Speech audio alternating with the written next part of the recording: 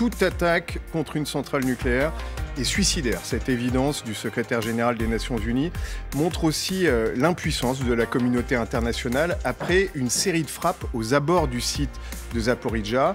Et derrière, évidemment, le Kremlin est suspecté de brandir cette menace nucléaire, grand levier pour effrayer l'Occident. On en parle pendant une demi-heure avec nos invités du soir. Sophie Coignard, que je ne vous présente pas, éditorialiste au Point. Comment ça va ? Très bien, merci Emmanuel. Bon, Vincent Hugeux, grand reporter et essayiste. Vous avez passé une bonne partie de l'après-midi sur LCI et vous nous éclairerez aussi deux excellents géopoliticiens de l'autre côté de la table. Je commence avec vous, Alexandre Melnik, professeur de géopolitique à l'ICN Business School, ancien diplomate soviétique et russe. Je crois que vous avez commencé du temps de Gorbatchev et auteur du livre « Le monde nous appartient, la géopolitique c'est la vie ». C'est un titre qui est de circonstance. Et Bruno Tertrais, que je ne présente pas non plus, directeur adjoint de la Fondation pour la recherche stratégique et conseiller géopolitique à l'Institut Montaigne. Merci infiniment d'être là. On commence immédiatement avec les indispensables de Fanny Veil pour faire le point sur la centrale de Zaporijjia. Bonsoir Fanny. Bonsoir Emmanuel, bonsoir à tous. Une centrale donc qui a été la cible de plusieurs frappes ce week-end. Et oui, des tirs de roquettes selon l'opérateur du nucléaire ukrainien Energoatom. Une première série de roquettes est tombée à proximité de ces lignes haute tension directement reliées à la centrale de Zaporijjia. Sur cette vidéo, vous voyez d'ailleurs la fumée qui s'échappe de la végétation environnante. On est là vraiment à quelques dizaines de mètres à peine de la centrale.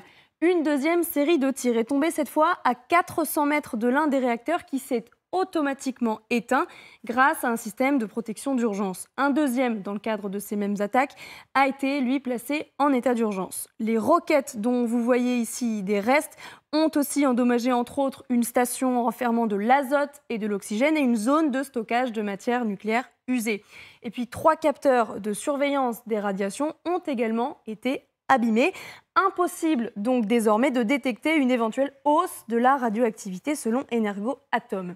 L'agence ukrainienne du nucléaire s'inquiète donc des conséquences de ces frappes, risque de fuite d'hydrogène et de substances radioactives, risque aussi d'incendie. Comprenez, les normes de sécurité en matière de radiation et d'incendie ne sont dorénavant plus assurées. Face à cela, cet après-midi, Energoatom a demandé la création d'une zone démilitarisée autour de la centrale pour éviter, je cite, une catastrophe nucléaire, un risque qui affole jusqu'à la tête de l'ONU. Son secrétaire général Antonio Guterres a réclamé il y a quelques heures l'intervention de l'Agence internationale de l'énergie atomique sur le site même de Zaporijjia.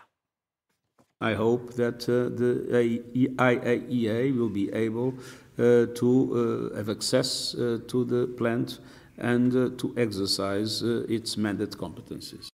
Un accès qui est pour l'instant impossible. Est-ce qu'on sait qui est responsable des tirs ? Et non, parce que les deux camps, russes et ukrainiens, se renvoient la balle. Mais quelle que soit l'origine des tirs, Emmanuel, la situation à la centrale est de toute façon très préoccupante. On l'a évoqué ici la semaine dernière, les Russes ont fait de la centrale nucléaire une base militaire. Ils auraient stocké 50 chars blindés, camions. On en voit une partie sur ces images de drones filmées juste au-dessus de la centrale, mais aussi des armes, des munitions. 500 soldats seraient également sur le site. Alexandre, un ingénieur de la centrale, confirme qu'il a travaillé 4 mois à Zaporijjia sous occupation russe avant de s'enfuir. Et il s'est confié il y a quelques heures à nos confrères de France Inter. Quand les Ukrainiens ont commencé à les cibler précisément, les Russes ont utilisé la centrale comme un bouclier pour les armes et les munitions. Ils les ont mises dans les blocs des réacteurs 1 et 2. Et il poursuit, inquiet. Les réacteurs nucléaires sont bien protégés, mais comme les armes et les munitions sont dans les blocs, les conséquences sont imprévisibles. L'idéal serait donc un retrait de l'armée russe, mais selon Energoatom, cité par l'agence de presse ukrainienne Interfax, le général russe Valery Vassiliev, à la tête de la garnison qui se trouve dans la centrale, aurait dit à ses hommes « Nous avons miné toutes les installations importantes de la centrale nucléaire de Zaporijjia et nous ne le cachons pas à l'ennemi. L'ennemi sait que la centrale sera soit russe, soit à personne. Autrement dit, les Russes seraient prêts à pratiquer la technique de la terre brûlée s'ils perdaient le contrôle de Zaporijjia. Merci beaucoup Fanny. Pour être parfaitement complet, je précise que 4 des 6 réacteurs poursuivent leur activité. Donc c'est une centrale qui est encore en service.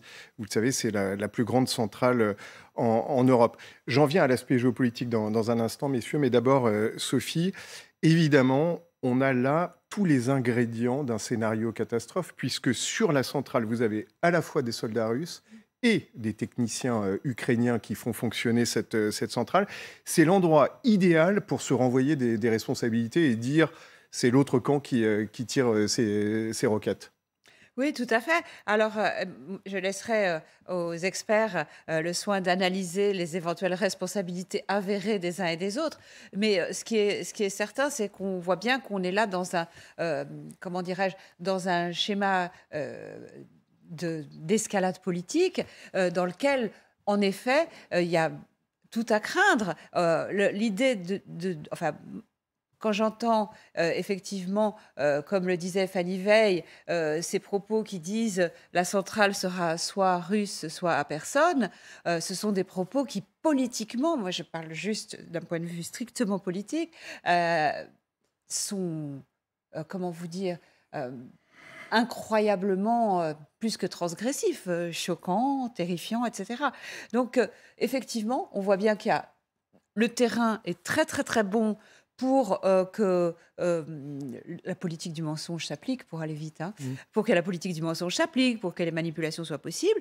Et puis, deuxième chose qui me paraît tout à fait, comment dirais-je, étonnante et marquante pour nous tous, et pas seulement comme observateurs, c'est que eh bien, il y a le souvenir de Tchernobyl qui plane quand même dans nos esprits et que on voit bien qu'en gros, ce qu'on nous dit depuis des semaines et des mois, c'est que si vous avez aimé Tchernobyl, vous adoreriez Zaporijjia.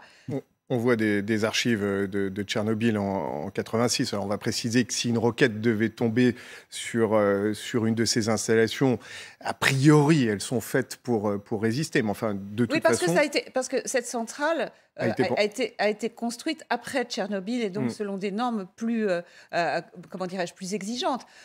Néanmoins, on est quand même... enfin, on a un peu l'impression qu'on est assez près de la danse sur un volcan. C'est clair. Vincent Hugeux, je m'adresse à la fois à l'analyste et au reporter de guerre.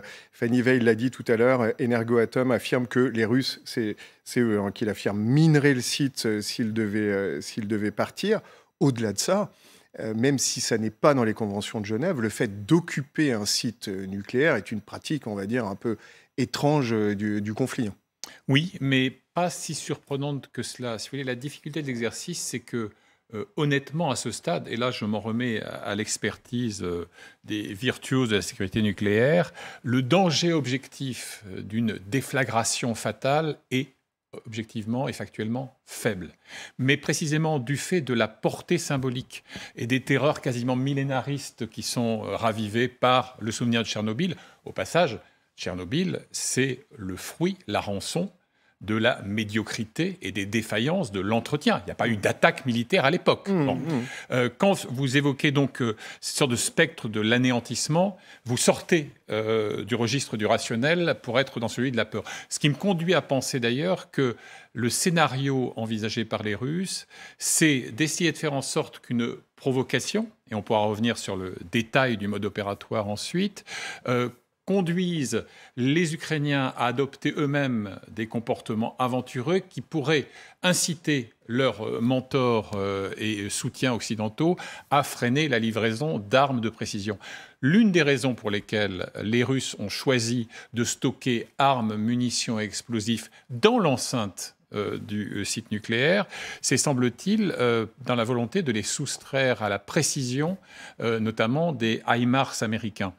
Donc, je crois qu'il y a un calcul qui est extrêmement périlleux, parce qu'à force de jouer avec des allumettes près d'un baril de poudre, tout peut arriver. Et c'est là, et je termine là-dessus, où me revient le propos d'Antonio Guterres, qu'on vient de citer avec Fanny, qui, dès le 1er août, parlait de jouer avec un pistolet chargé et disait, grosso modo, qu'on est à la merci d'un malentendu ou d'une erreur de jugement. C'est ça le problème. On est à un malentendu d'une catastrophe nucléaire. Juste une dernière question, alors très, très technique. Comment se fait-il que nous ne sachions pas, avec tous les moyens dont on dispose, satellitaires, etc., qui tire à proximité de cette centrale ? Alors, ce que l'on sait, c'est que des tirs russes sont partis d'un village qui se trouve à 4 km à vol d'oiseau des réacteurs de Energodar, donc Zaporijé, et là, en l'occurrence, des tirs russes.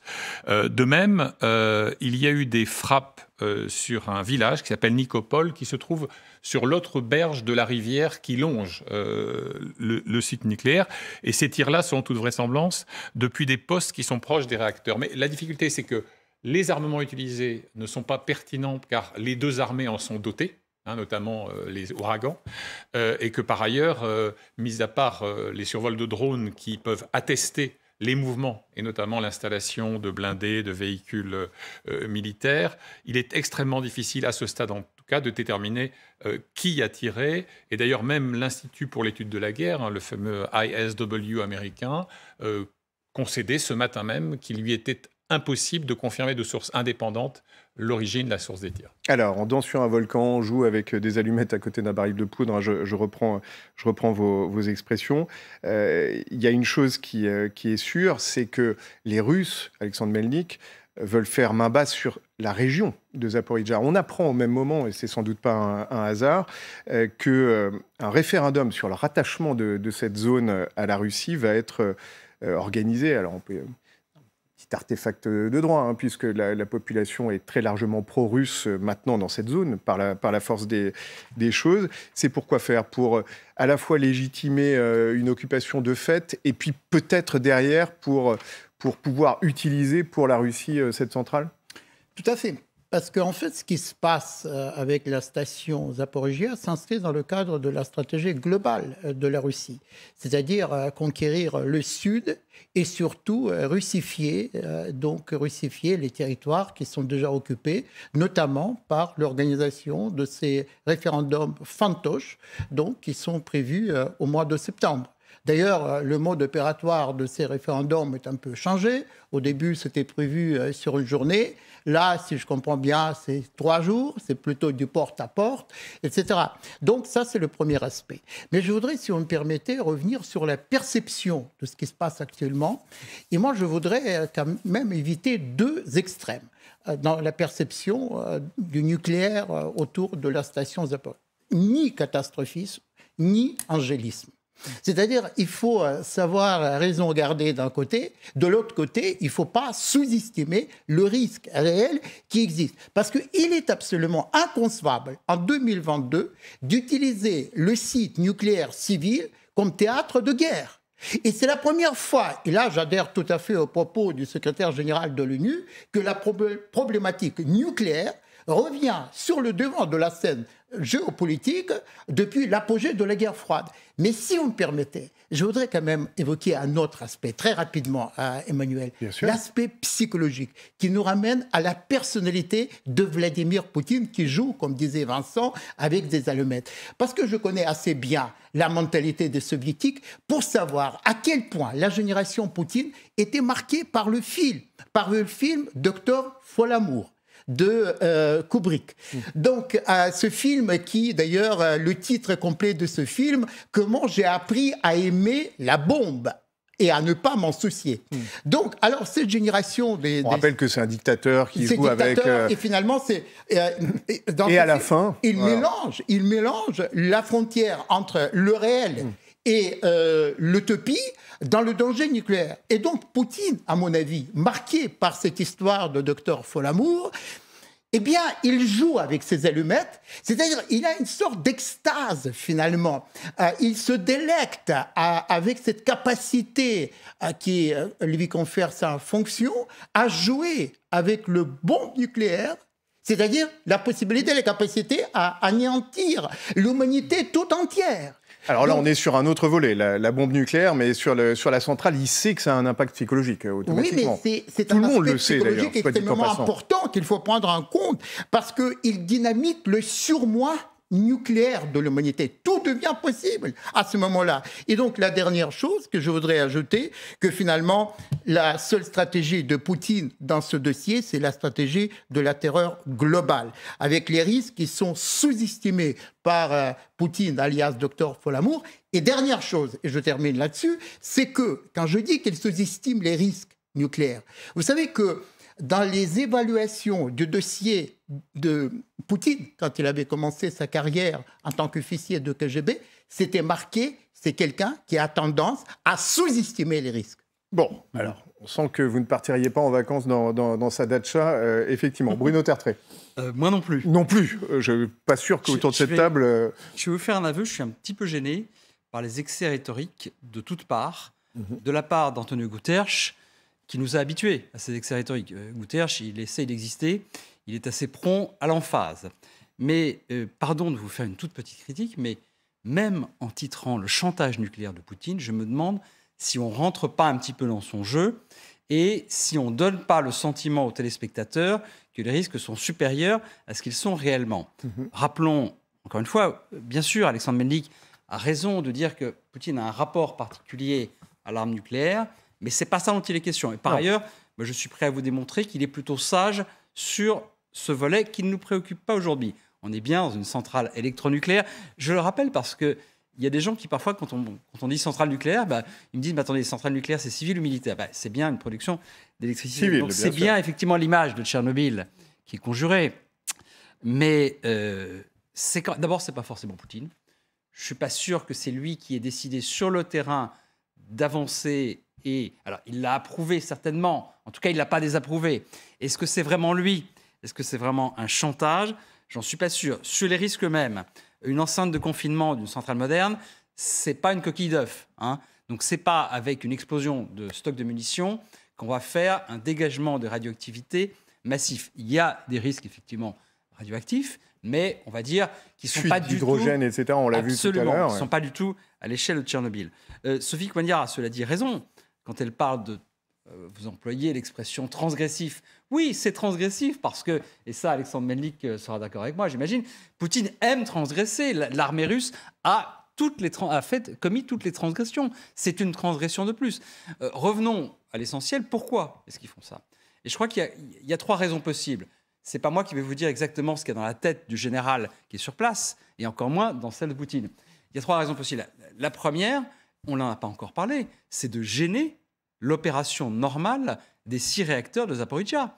Cette centrale est extrêmement importante. Vous ouvrez toutes les questions que je voulais vous poser. Donc vous voyez qu'on n'est pas aussi mauvais que ça. Cette centrale est extrêmement importante pour l'approvisionnement en électricité stable de l'Ukraine. Et donc, à mon avis, mais là je suis dans l'hypothèse, une raison essentielle, et de même quand on a vu pour Tchernobyl il y a 4 mois, c'est de gêner le fonctionnement de l'État ukrainien. Deuxième raison possible, c'est bien sûr de faire peur.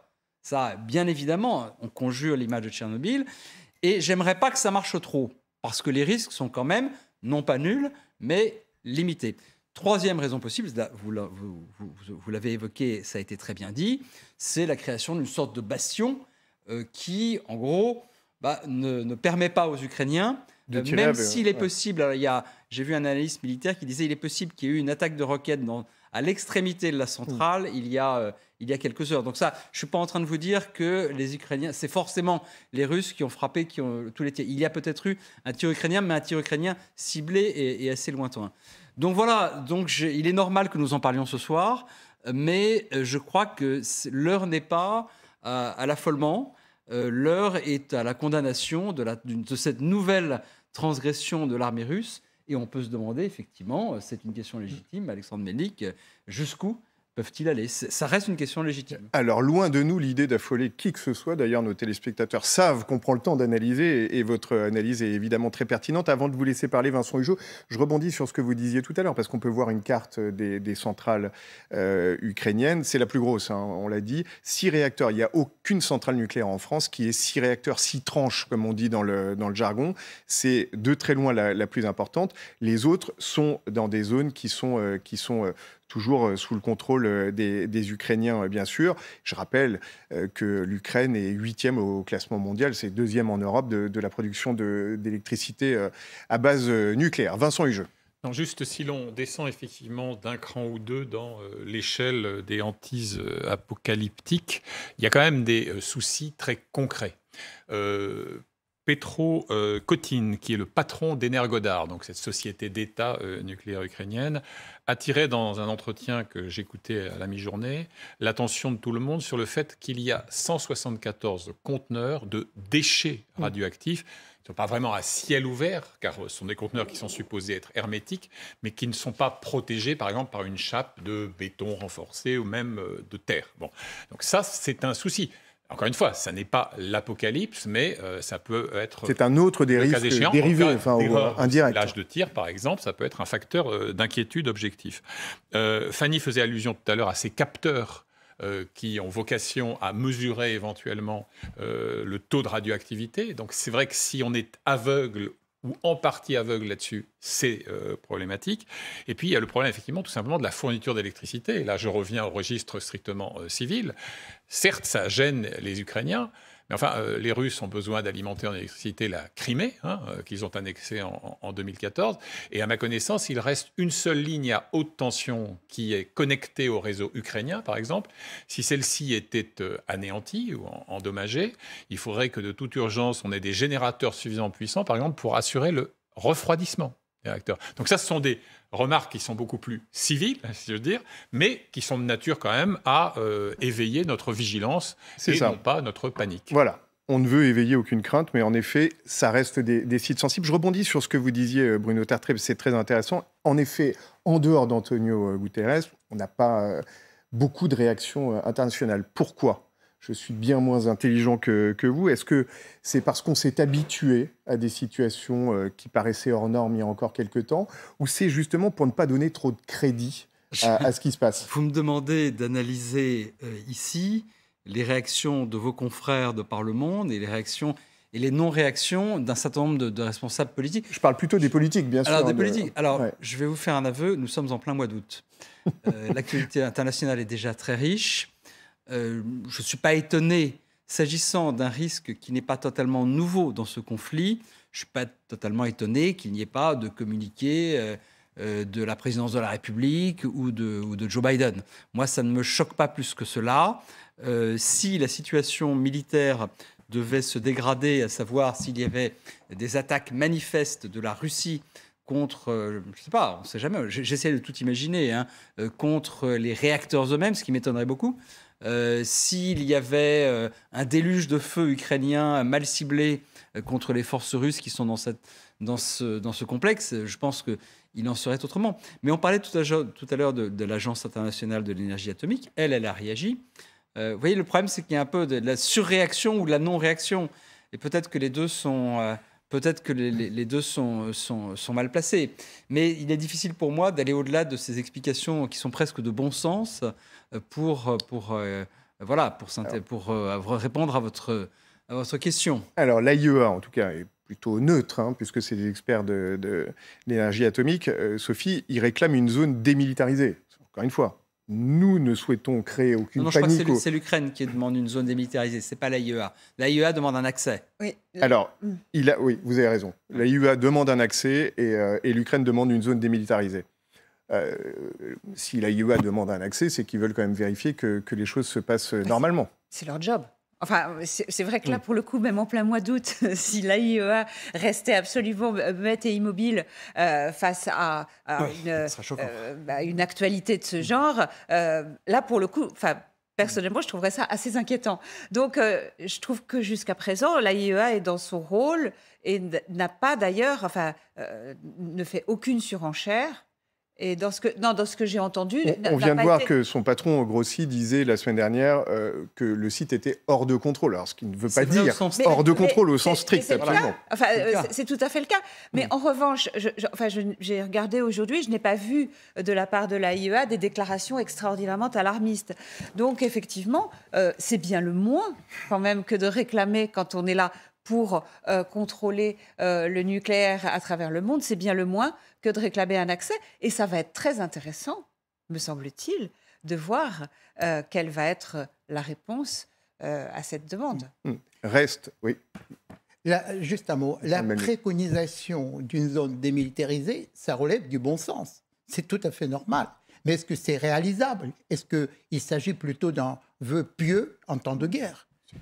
Alors, Vincent Hugeux, vous avez peut-être des éléments de réponse là-dessus, parce que, en effet, la zone de conflit est immédiatement autour de la centrale. Non, remarque dictée par le simple bon sens, que l'on en soit à souhaiter qu'une centrale nucléaire soit démilitarisée, elle n'aurait pas dû être militarisée, et par quiconque.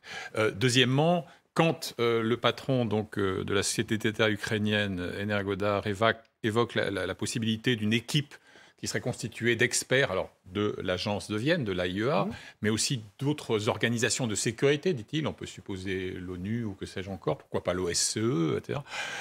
Là aussi, effectivement, on est dans le registre du vœu pieux, parce qu'il est totalement exclu que ceux qui détiennent, je dirais, le monopole de la force à cet endroit précis, à savoir les Russes, et ça a été dit de manière assez éloquente par ce général Valéry Vassiliev, consentent à céder la gestion et la surveillance de ce site, dont on a mesuré ensemble l'importance tactique, à un organisme qui sera de toute façon perçu comme hostile. Donc non, c'est une vue de l'esprit.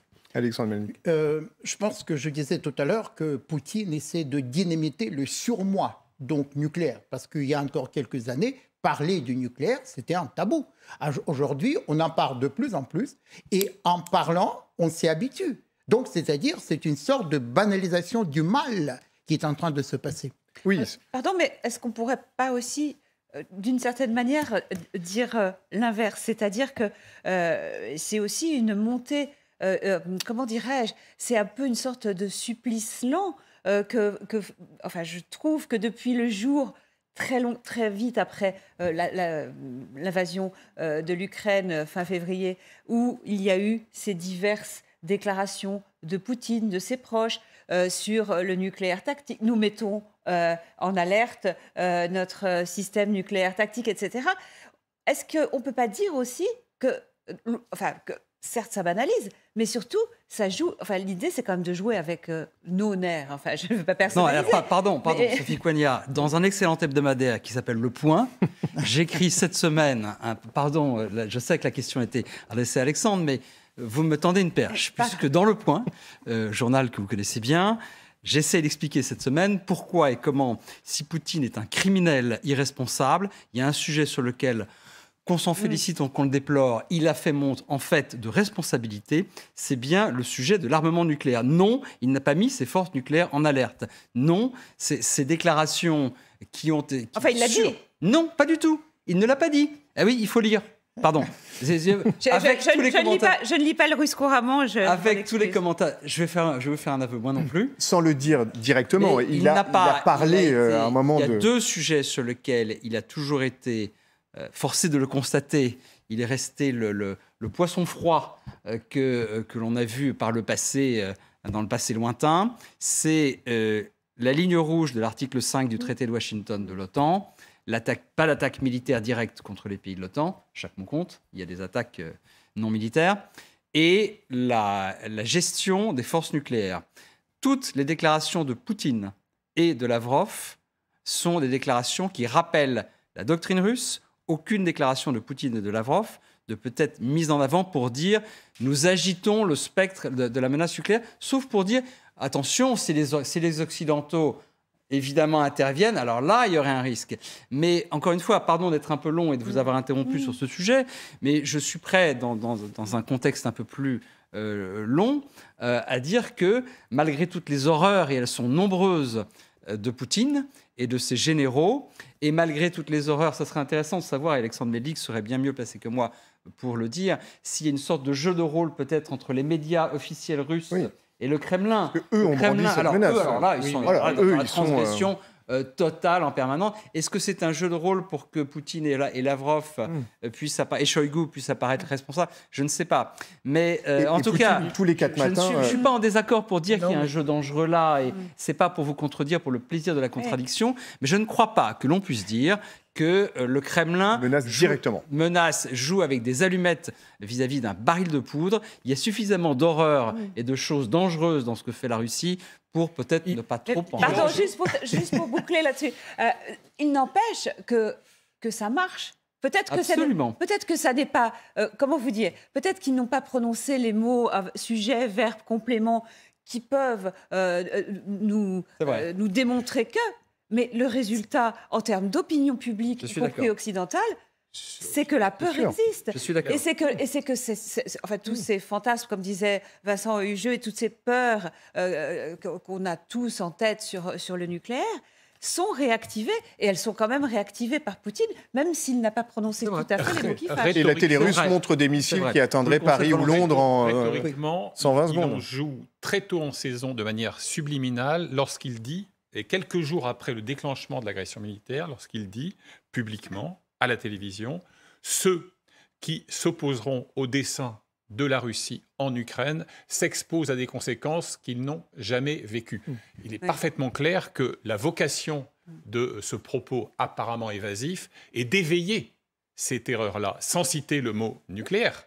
Mais on est quand même dans ce jeu psychologique-là. Et quand il présente les dernières versions de Satan 2, le missile qui peut contenir une ogive nucléaire, il y a peut-être ça aussi en filigrane. Alexandre Melny. La France fait la même chose. Hein. Bien sûr. Non, mais bien sûr. nous aussi, on aime bien Je suis rappeler la très heureux dissuasion. de pouvoir développer ma réponse à Sophie dans un contexte un peu plus large. Mais bon, pour répondre très brièvement en synthèse, je dirais que c'est la surenchère. Surenchère extrêmement périlleuse et dangereuse, parce qu'on ne badine pas avec un certain nombre de mots. On ne badine pas avec un certain nombre de notions, notamment le nucléaire. Parce que parler nucléaire, ne serait-ce que parler nucléaire, c'est subliminal, comme disait Vincent. Donc ça libère la parole et ça aussi renforce les peurs d'anéantir l'humanité. Parce qu'il n'y aura pas de survivants finalement sur notre planète Terre au cas où l'arme nucléaire serait employée. Donc, à mon avis, il faut mettre fin à cette surenchère et le plus rapidement possible. Parce que sinon, on sera dans une spirale qui ne sera pas contrôlable. Bon,